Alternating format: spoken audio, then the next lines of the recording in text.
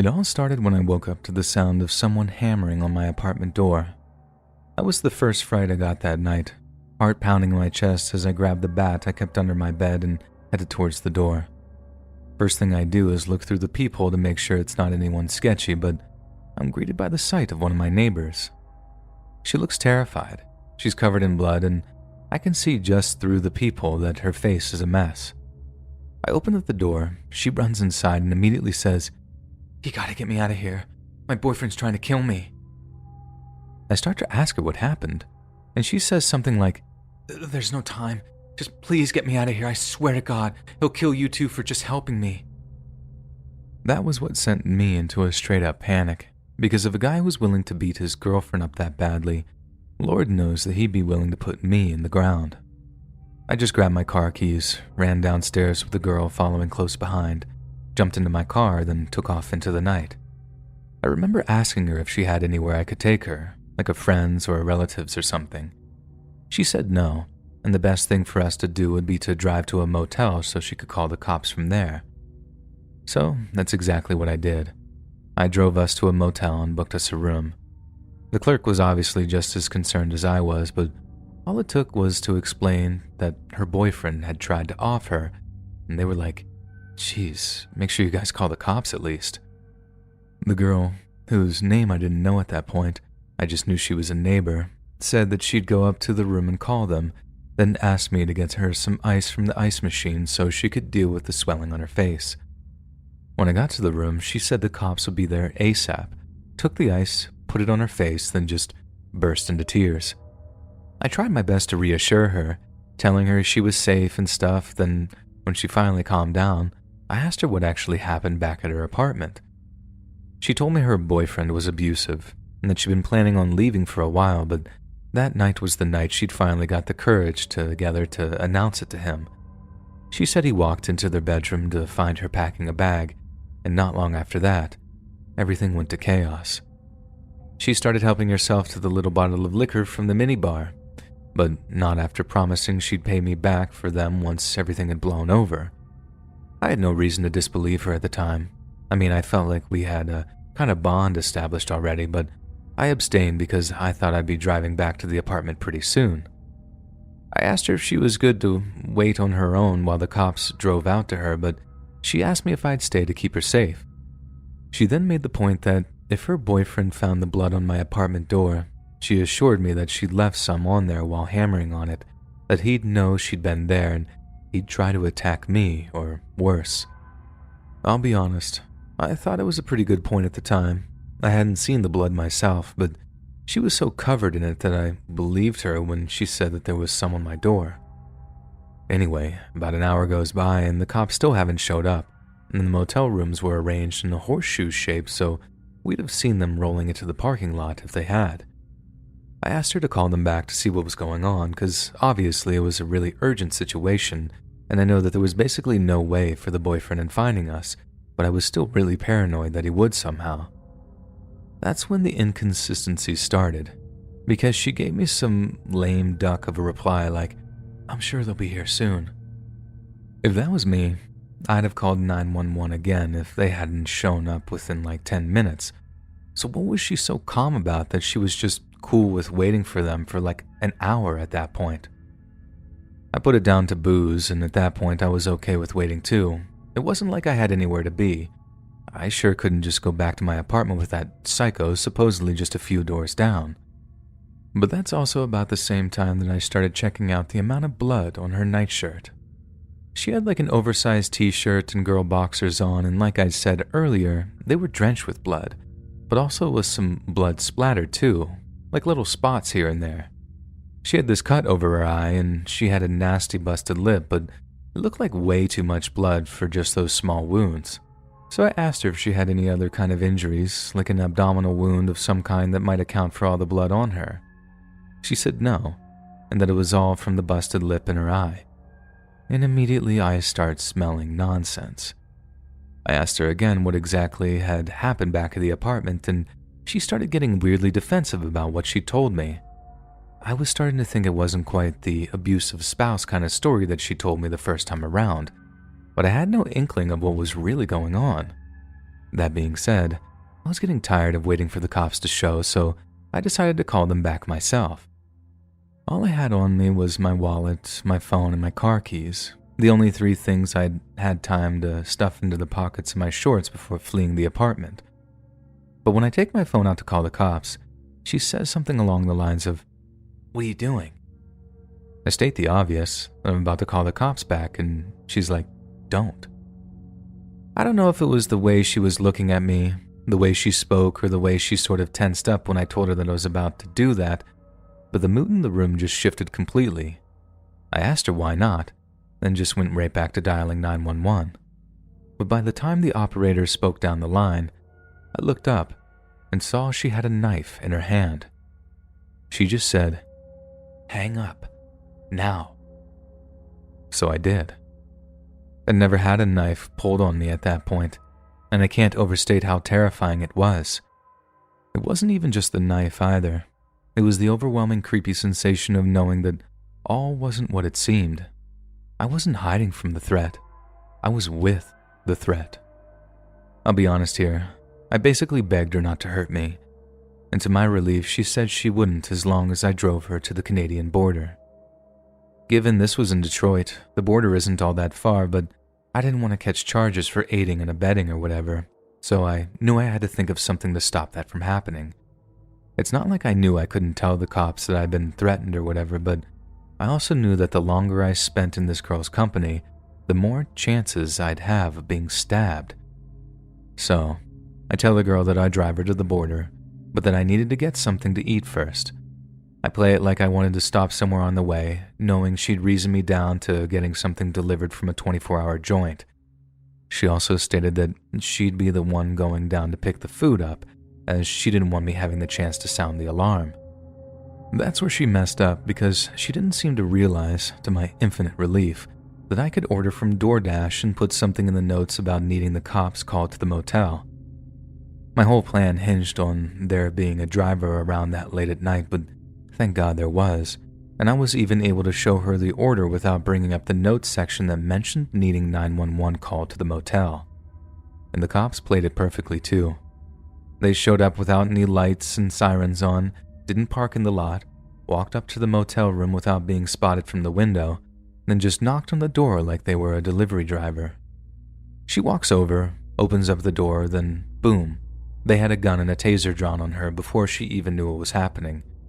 She had the knife tucked into the back of her girl boxers, but the cops were wise to her drawing on them, and she hit the floor hard after they hit her with the taser.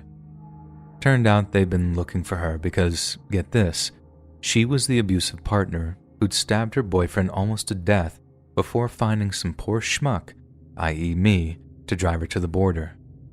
Dude almost bled to death in their apartment but managed to crawl to another neighbor's place to get help. You should have seen the amount of blood in the hallway when I got back to my apartment building, and the whole place was crawling with cops and forensic gear. I thought I might be able to drive over to a friend's place to stay the night, contaminating a crime scene or whatever, but they had this section of the corridor closed off so I could actually get into where I lived. The cops came to my apartment in the morning to take my statement down and to fill me in on what they thought had happened. That's how I found out exactly what the deal was. It was 100% the craziest, most frightening thing that's ever happened to me ever in my life. And just the fact that I was part of it seems completely surreal to me.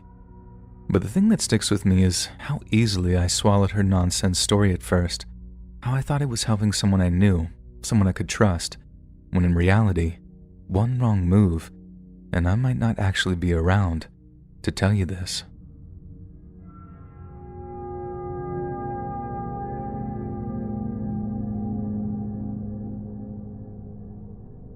Back when I was in college, I used to work nights at my uncle's motel just outside of Baton Rouge.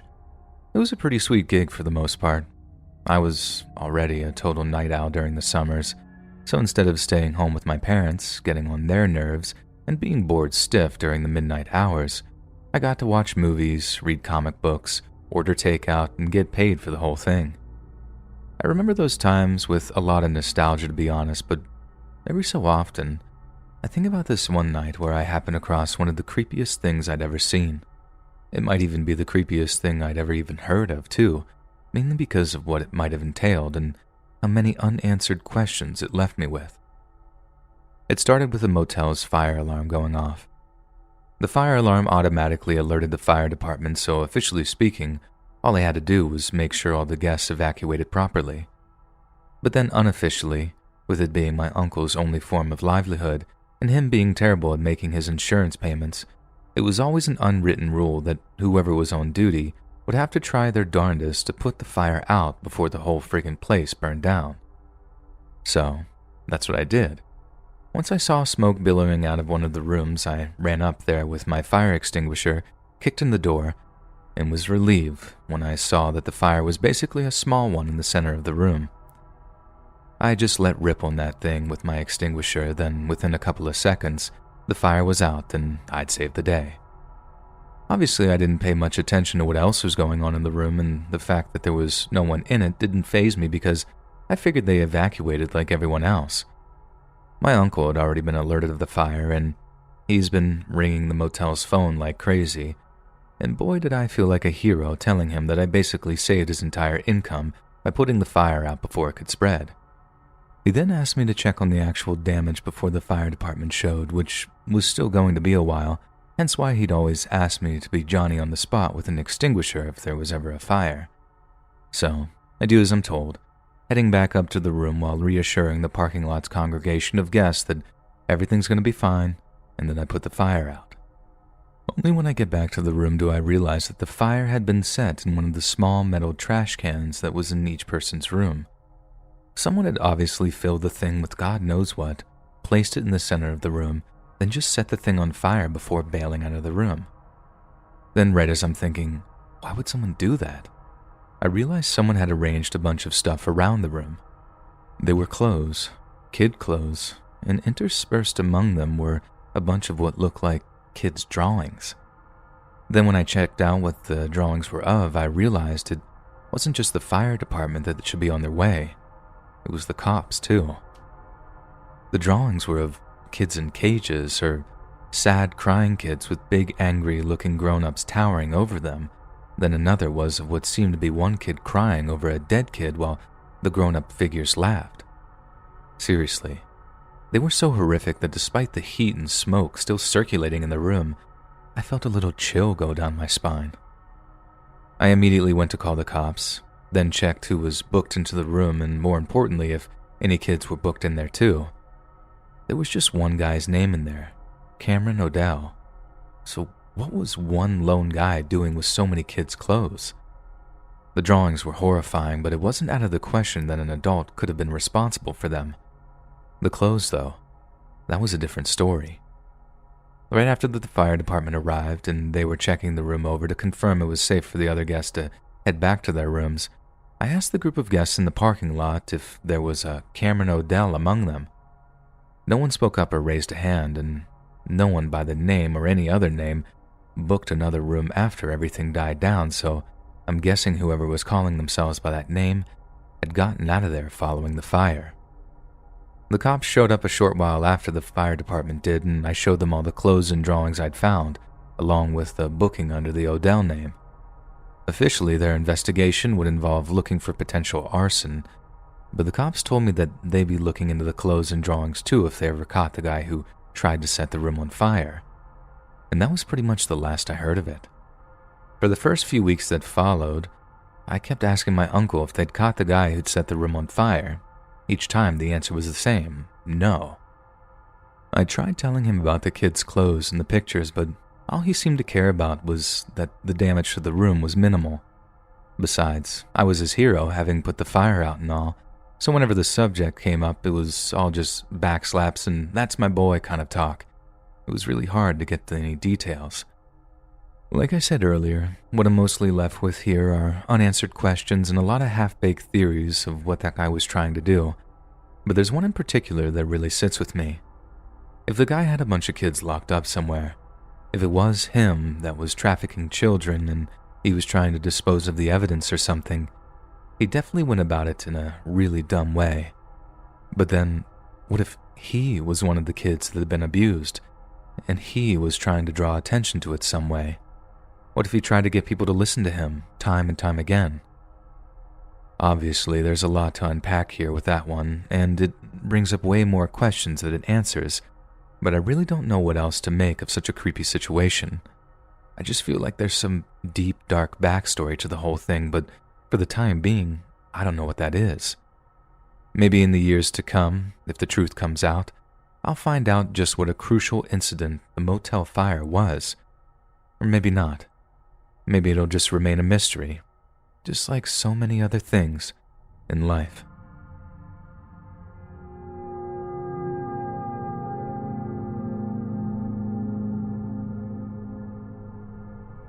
I apologize in advance for not being the best storyteller, but this is definitely a true story. It's also not my story as much as it is my mom's, who used to work at a motel in California back in the 80s. Anyways, one day a guy shows up to book a room, and I'm just going to refer to this guy as the guest, since I don't actually know his name. My mom got assigned to clean his room on the daily, but as time went by, she noticed that he always had the "Do Not Disturb" sign up on his room. So even like a week into his stay, she never once had a chance to clean his room. This didn't bother the cleaning staff too much, because the way my mom tells it, the guy was always super nice and friendly whenever he passed reception or bumped into any of the cleaning staff, always apologizing and telling them that he'd just clean up after himself. So if it saved them some work, they weren't exactly going to complain about it. Anyways, there came a point where the guy wasn't seen for a few days, and the "Do Not Disturb" sign wasn't on the door anymore, so everyone figured that he just checked out and they'd be able to clean the room again. So given that my mom had been assigned to the room like a month before, it came down to her to head over to clean it. As she got to the floor and unlocked the door to the room, a disturbing smell hit her. She couldn't figure out what it was, but she continued to survey the room, which, contrary to the guest's previous assurances, was disgustingly messy.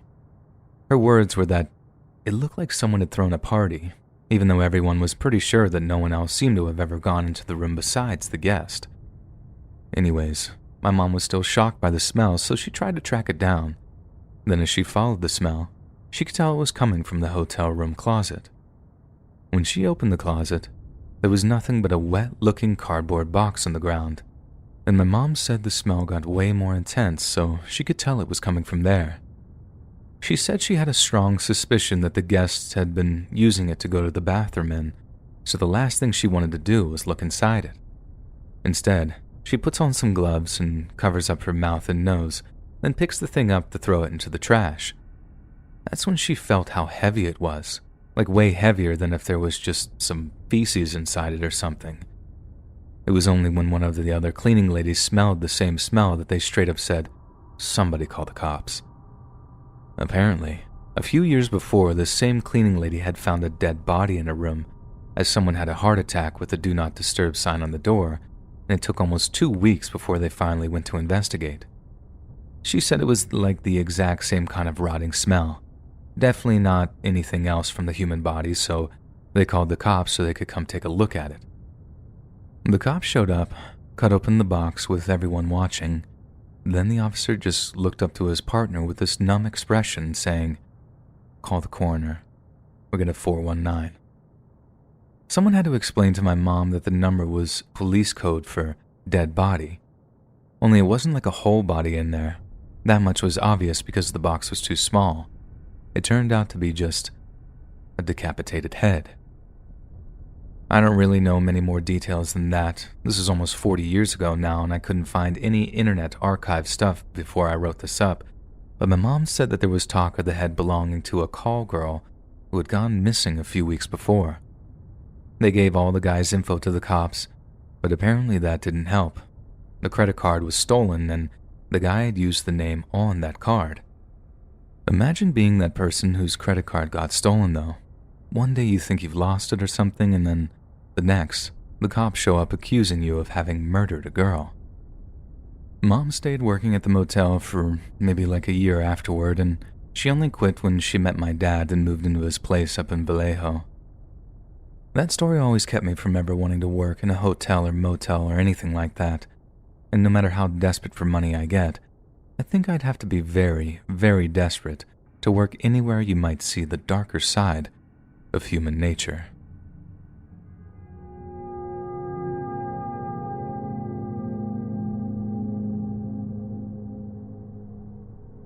I used to work at a motel that everyone said was haunted. I must have been there for maybe 6 or 7 months, and I hadn't seen anything of the sort. Granted, I don't believe in any of that kind of stuff, so it's not like I was out there with my spookometer, but one night, I had a little run-in with someone that had me questioning my stance on the supernatural altogether. So at this particular motel, we had what was basically an on-site diner that was just across from the rooms, and everything is single story. One afternoon, we were expecting 2 elderly sisters to check in for a few nights. These 2 sisters just so happened to be friends of the owners and fairly regular guests who came to stay on the owner's dime maybe 2 or 3 times a year. Only, I hadn't met them yet, so I had no idea what they looked like or anything. It was way past dark when they arrived, so while they're being greeted by the owner and their baggage is being unloaded by some of the other staff, I get the nod to head up to their room with a bottle of complimentary wine. So, I head to the bar in the on-site diner, grab a bottle of our best wine, 2 glasses and a tray, then head out of the back door of the diner and around to the back of the motel. This is a pretty crucial part of the story, as I'd been told the wine had to be a surprise. They'd never have accepted it otherwise, and the owner wanted a little showmanship for his friends, or more accurately, to make it look like he'd bothered to put some effort into it prior to their arrival. Either way, it meant that I didn't see the old ladies arrive, otherwise this story basically would never have happened. There's basically no one else around, and right after I put the wine into the motel room, I head out intending on scurrying away from the room so that the ladies don't catch me having planted their little gift. Only the opposite way I was due to head, I noticed one of the hallway lights was flickering. I swear to God, it was seriously like something out of a horror movie, because I turned to look, and underneath the flickering light, wearing a long, flowing dress, is a headless figure. At this point, it's important to note something about this whole dumb story about the ghost haunting the motel. Legend has it that it was a hung woman whose body had gone undiscovered for so long that she'd rotted to the point where her neck basically tore apart from the rot and the strain. Therefore, it was a headless ghost that was haunting the motel. I know that's about the lamest ghost story you've ever heard of, right? But then imagine being me, seeing that headless figure standing under the flickering light, and you can imagine why my heart went from 0 to 60 as I looked at something that I had absolutely zero explanation for. I think I gasped so loud and so much that my lungs felt like they were about to burst, and that caused the figure in front of me to turn around. Okay, it wasn't a ghost, like I said. There's no such thing as ghosts or spirits or anything of that nature. But there is such a thing as osteoporosis. Osteoporosis is a condition that severely weakens the bones of people who suffer with it. And in older folks, it can mean that they end up with some pretty painful hunching postures, or in this old lady's case, bones so weak that she could barely support her own head. This meant that from behind, it basically looked like this poor old lady had no head at all. Anyway, she turns around, gives me this look as if she'd horribly been offended by my terrified gasp, and I'm forced to explain it away like, oh, I'm sorry. I didn't see you, you startled me. She just frowns, points up at the light, and says something snarky like, better get that fixed, young man, then waddles off along the corridor. I felt like a total idiot. I seriously thought that I was looking at the very same ghost whose existence I've been denying for months on end. I can't even lie. It was one of the scariest and creepiest moments I think I've ever experienced.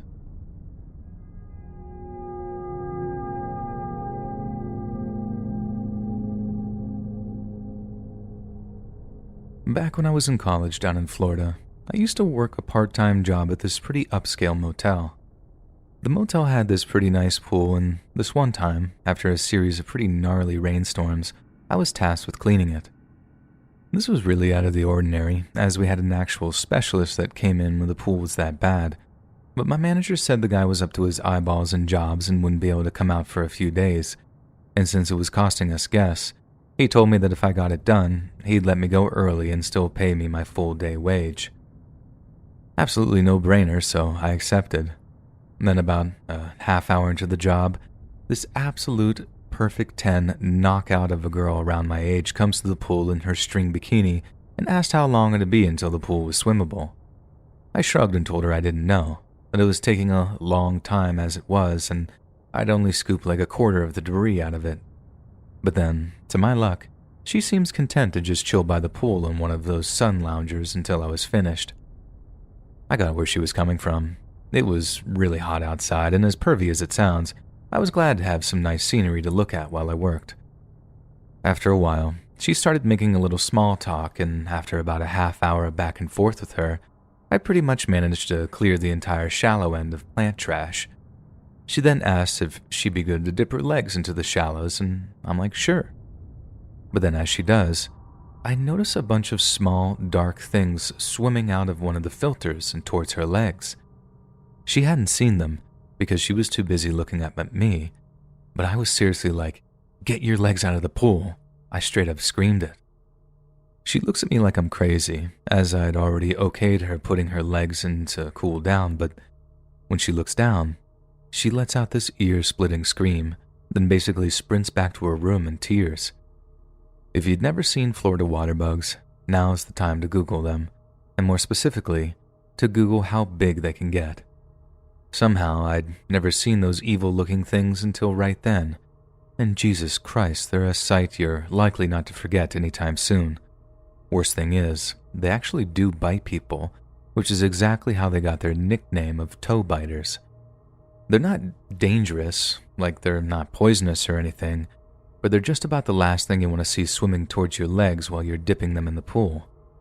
I'm not great with bugs either, so I noped out of there and told my boss that as much as I appreciated the offer of the day off, I wouldn't be carrying on cleaning the pool that day. He was literally like, you're alright, they won't kill you if they bite you. And I straight up told him that I'd rather he fire me than make me clean the pool while those terrifying little things were swimming around in it. Thankfully, he relented and told me to close the pool off by putting the chairs around it like a little fort until the pool guy could come out and completely drain and filter the thing. Apparently, they're pretty easy to kill just by using vinegar or something, but the pool guy still uses protective gloves and stuff because, get this, the water bugs can fake being dead, then just pop back alive into tricking you into thinking you're safe. That's pure nightmare fuel to me. Florida was fun, and I'm glad I got to experience living there while I was in college. But I sure don't miss all the tropical wildlife down there, and seriously, if I never have to look at another water bug for the rest of my freaking life, it'll still be too soon.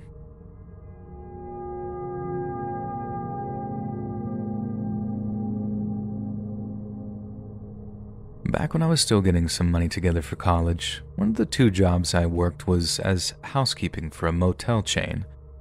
It was on that job that I saw some of the weirdest, creepiest things I've ever put eyes on, and to this day it remains unexplained. I'm not suggesting what I saw was in any way supernatural, as I'm sure there's a perfectly logical and reasonable explanation for it, especially in a county with a real bad meth problem such as this one. But it definitely left me and my coworkers on edge for a few hours afterward. So, we're going from room to room, knocking on doors, calling out housekeeping and that whole ordeal. Me and my coworkers were leapfrogging each other, so doing every 3rd room or so as we worked our way along a corridor. Then, as we're working, I just hear one of my coworkers say, "Ay, Dios mío," which for those of you that don't know means "oh my God" in Spanish. Obviously, the other 2 of us come running to see what our coworker is so startled about, and I remember arriving in the room and just not being able to see what she was so freaked out about. The place was basically clean, apart from one broken window which was broken right at the top. The windows started about chest height, then went all the way up to the ceiling to let all this nice natural light into the room. Only when I looked right up did I actually see what she was so freaked out about. Leading up to the broken window, right on the ceiling, were dirty footprints, super visible against the pale paint on the ceiling. The 2 of us that came running were like, "How in God's name?" But the poor Honduran lady we used to work with was basically convinced it was a demon or something that had run along the ceiling before diving out of the window. A much more logical explanation, but granted still kinda crazy, would be that maybe 2 meth heads had been just throwing each other around on the bed, and that one of them had been actually able to kind of momentarily run along the ceiling for a second before crashing back down. Maybe that's how the window ended up getting broken too. But there was definitely no blood or anything to suggest that some kind of crazy accident had occurred. I guess the really creepy thing was seeing how freaked out her coworker was, how she kept clutching the cross around her neck and saying little prayers to herself. She seriously thought that something evil had been in there, and we actually had to talk her down and explain that weirder things happen when people are cranked out of their minds. She just wasn't buying it though, and she always refused to clean that room for the rest of the time I worked there. I cleaned it on many an occasion, and nothing weird ever happened while I was in there. That throwing each other up in the air thing was honestly the only way I've ever been able to explain it though, and I guess meth makes you do crazy things. But good God, running on the ceiling is a whole other level of crazy.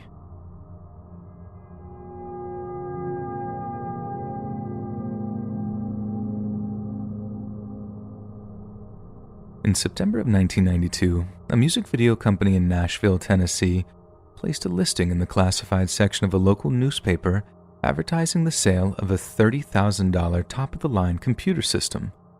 The computer in question was an Apple Quadra 950 with 4GB hard drive and 30 megabytes of RAM.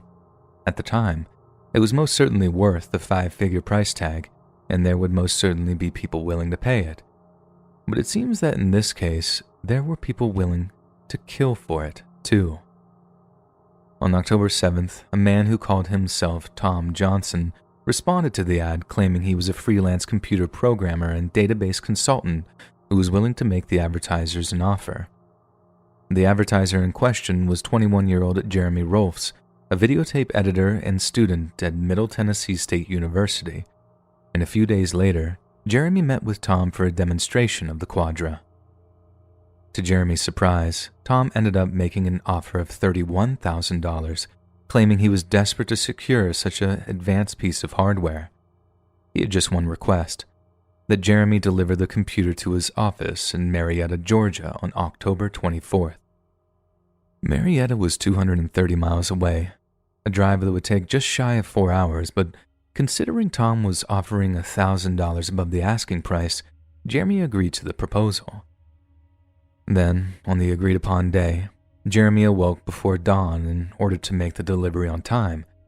His 22-year-old fiancée, Heather Olfelman, had agreed to accompany him on the journey, and after just under 4 hours of solid driving, they arrived at a motel called the Knights Inn just off the Georgia section of the I-75.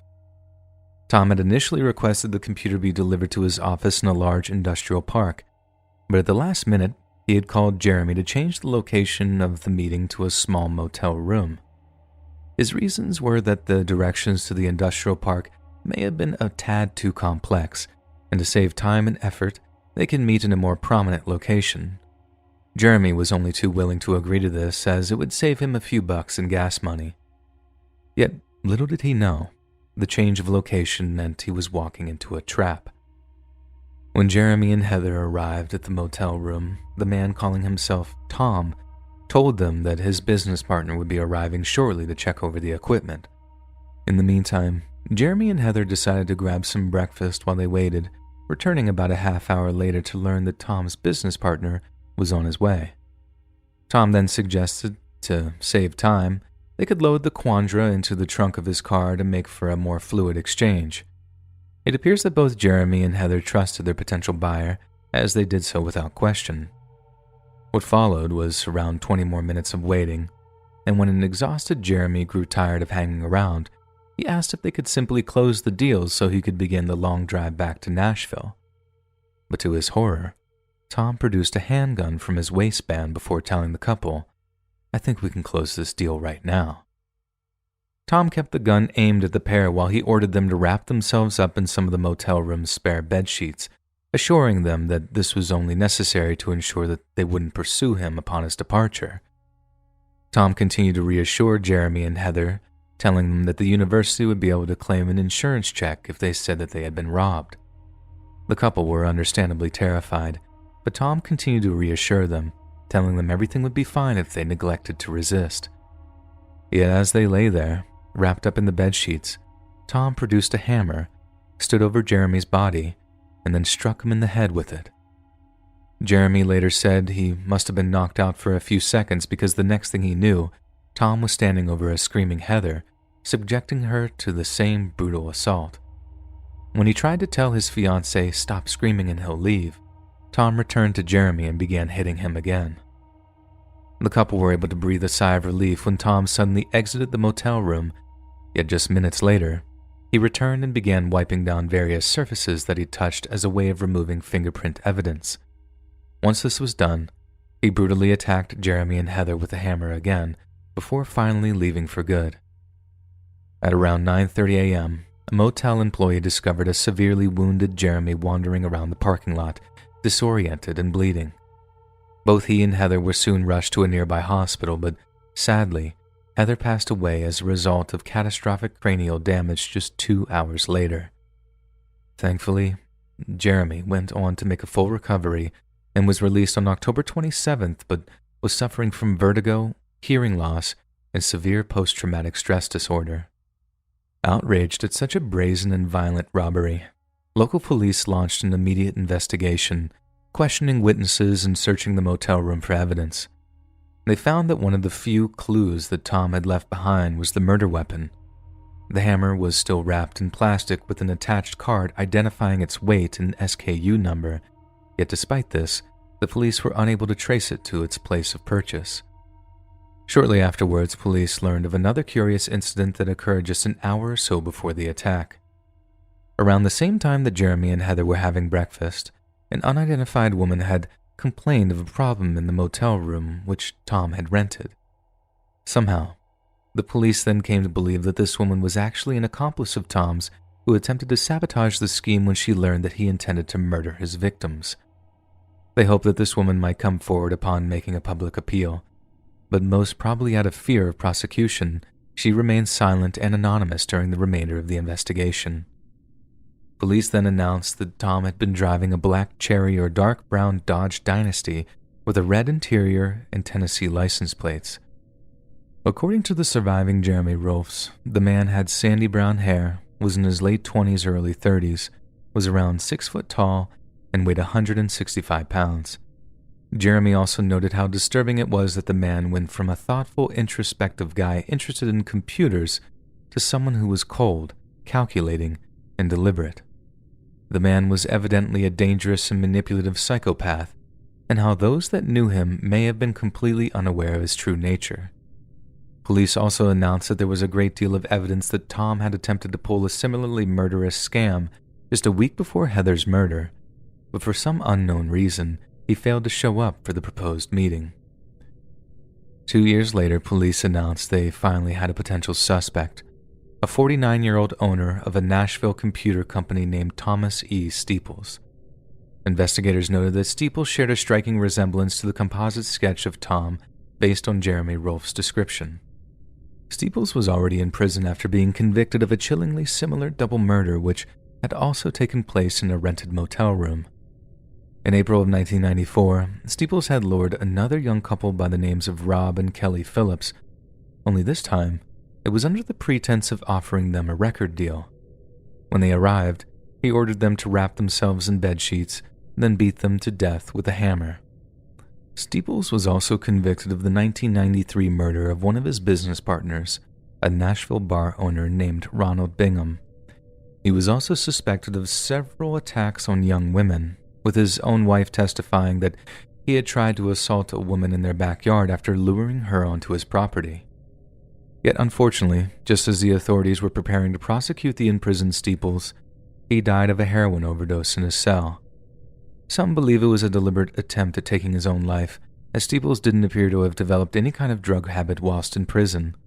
What's more, the amount of opiates in his system post-mortem was enough to send even the most hardened addict into cardiac arrest.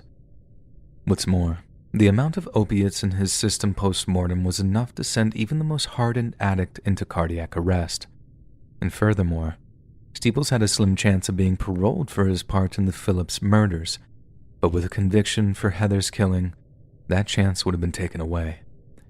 Maybe he thought it was better to just end his life than spend the rest of his days locked in a cage. In her honor, Jeremy and Heather's family later created the Heather Uffelman Memorial Scholarship at her alma mater, Middle Tennessee State University. Yet soon, even more tragedy would befall Steeple's victims. Jeremy Rolfe later joined the Peace Corps as a telecommunications advisor and was sent to South Africa to oversee building projects in the post-apartheid nation. Yet on March 31st of 1997, he was suddenly killed in a traffic accident near Wynberg by a driver who had apparently fallen asleep at the wheel. He was just 27 years old. It's as heart-wrenching as it is horrifying that a man who barely escaped being murdered by a bloodthirsty psychopath then lost his life in such a senseless manner, especially when his killer received no official punishment for his misdeeds. Because the fact remains, as much as it seems overwhelmingly likely that Tom Steeples was Heather's murderer, it was never confirmed with evidence in a court of law. This means that there's a slim chance that the man who killed Heather Uffelman is still walking among us, and it may just be a matter of time before their desire to kill returns.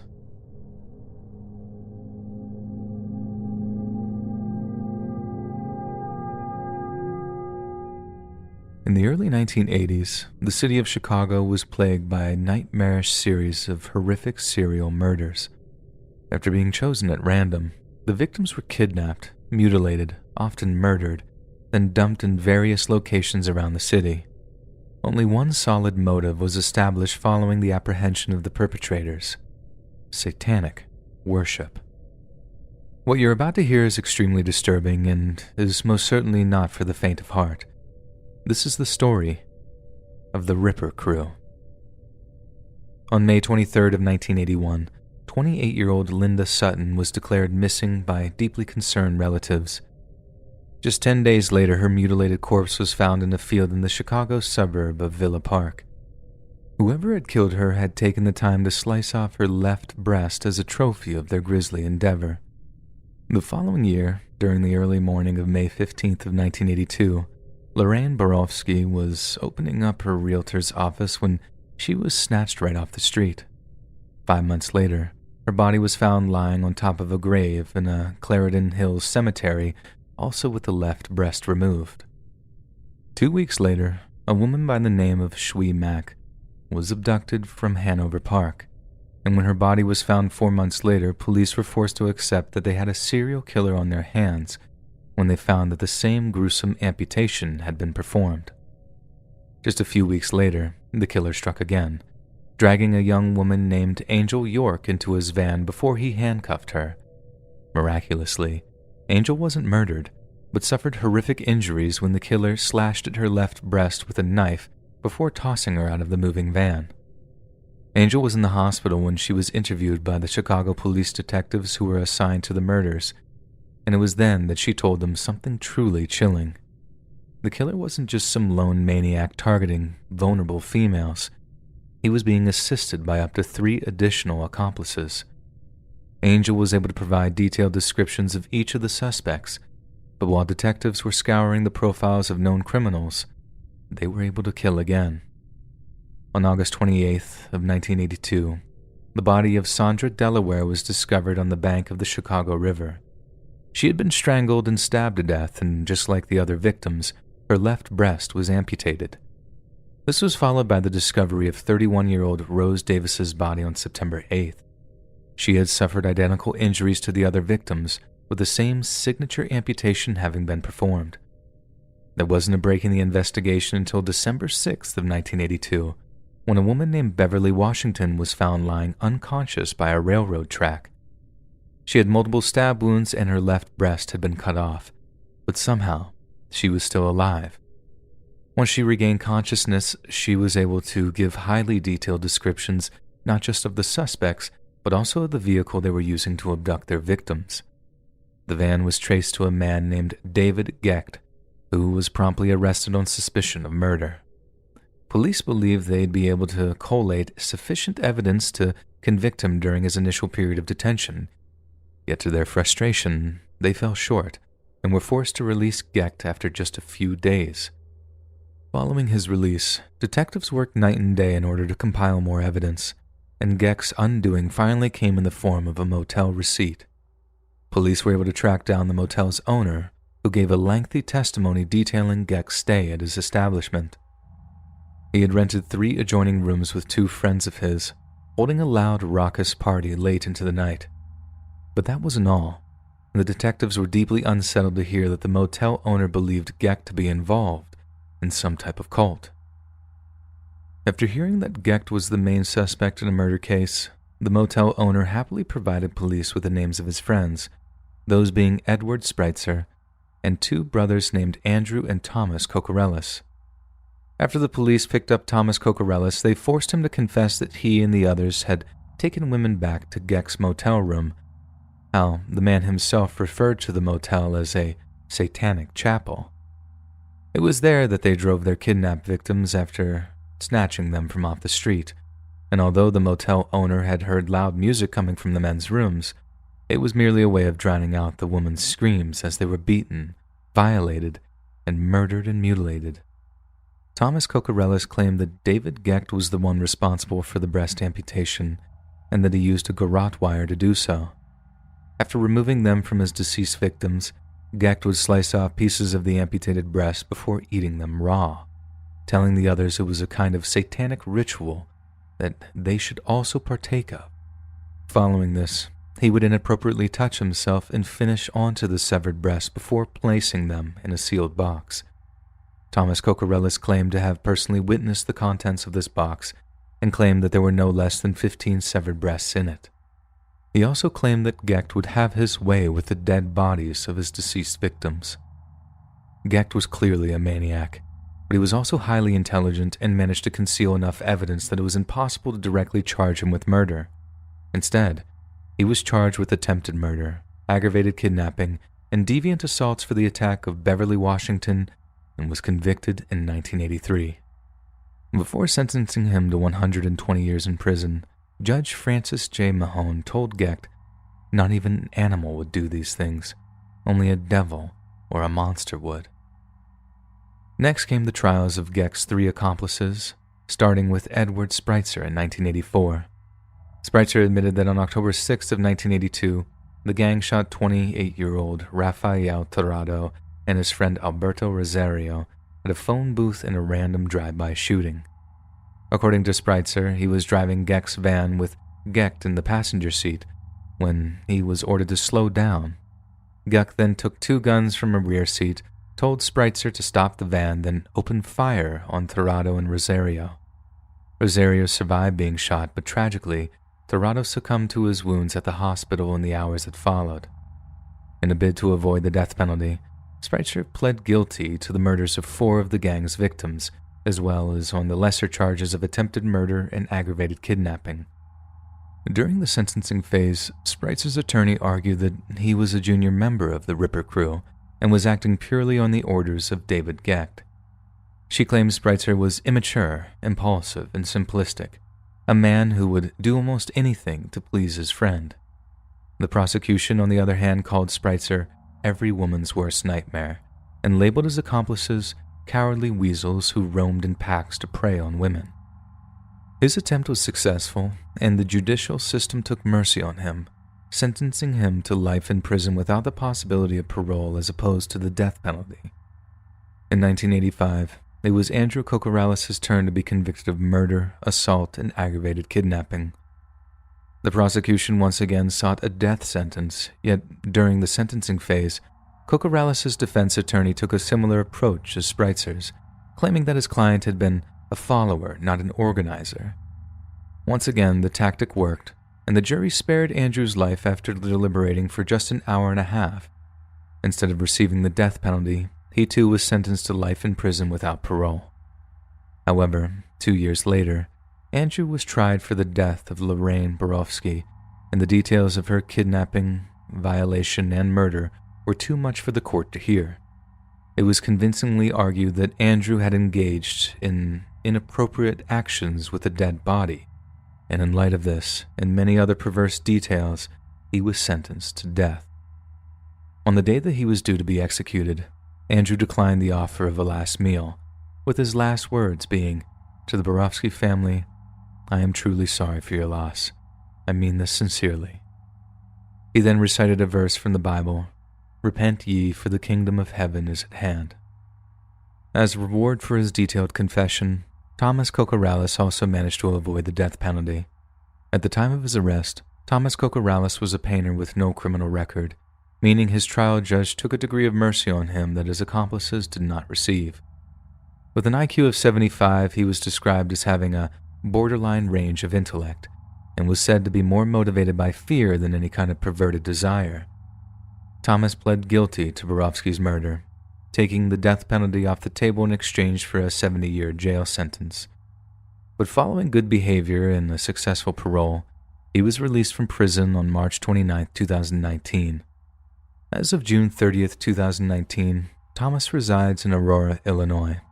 And in an interview with a local news station, Thomas begged the public to change the perception of him, stating, "Everybody thinks I'm a monster, but I'm not a monster." Despite his pleas, it's both perfectly reasonable and understandable to view Thomas Kokorales as a profane and predatory monster. After all, he was a willing participant in some of the most heinous and horrific murders the city of Chicago has ever known. Thomas was well aware that David Gecht was practicing cannibalism and inappropriate actions with dead bodies, all in the name of Satan, and he didn't do a thing to stop it. His moral grandstanding means nothing when he allowed dozens of innocent women to be subjected to some of the most despicable treatment imaginable. The legacy of the Ripper crew is the stuff of nightmares, something that none of us are sure to forget in a hurry. But unlike similar cases, there is no comfort to be taken in knowing that the perpetrators are all behind bars or 6 feet under. And that's because a member of one of the world's most horrific snuff gangs is free to walk among us, having caused untold agony, having taken the lives of the innocent, and potentially having tasted human flesh. Hey friends, thanks for listening. Click that notification bell to be alerted of all future narrations. I release new videos every Monday, Wednesday, and Friday at 7 p.m. Eastern Standard Time. If you got a story, be sure to submit them to my subreddit r/Let'sReadOfficial, and maybe even hear your story featured on the next video. And if you want to support me even more, grab early access to all future narrations and bonus content over on Patreon, or click that big join button to hear about all of the extra perks offered for the channel. And check out the Let's Read podcast, where you can hear all of these stories in big compilations and save huge on data, located anywhere you listen to podcasts. Links in the description below. Thanks so much, friends, and remember to eat your weenie hot dogs.